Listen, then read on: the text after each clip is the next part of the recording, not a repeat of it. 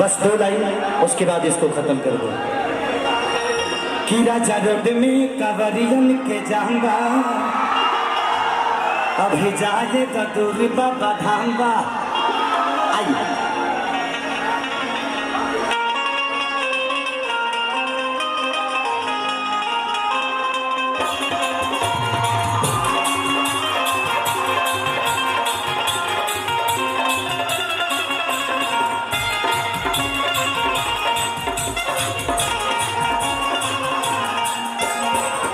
राजा road में कावरियन के जाऊंगा, अभी जाए तो दूर बाबा धांगा।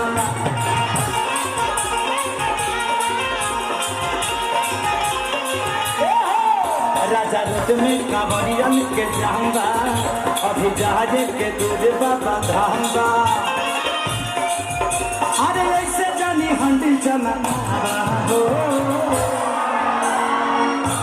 सुनो राजा सुनो राजा पी के गाजा, तू बढ़िया चंचला।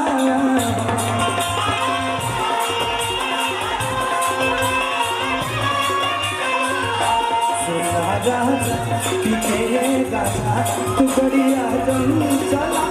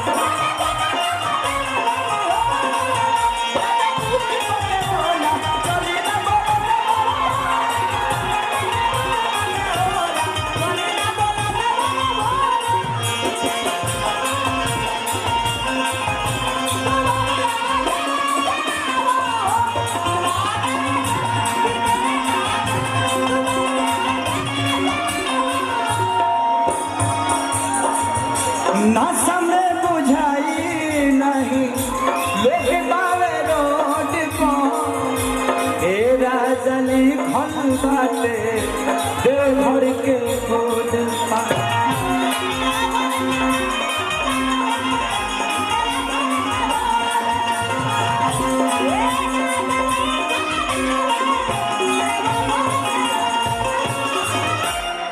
तो गाड़ी ऐसे चली तू हचकावा हो, सुनो राजा पी के गाजा, तू बढ़िया चंचला। सुनो राजा पी के गाजा, तू बढ़िया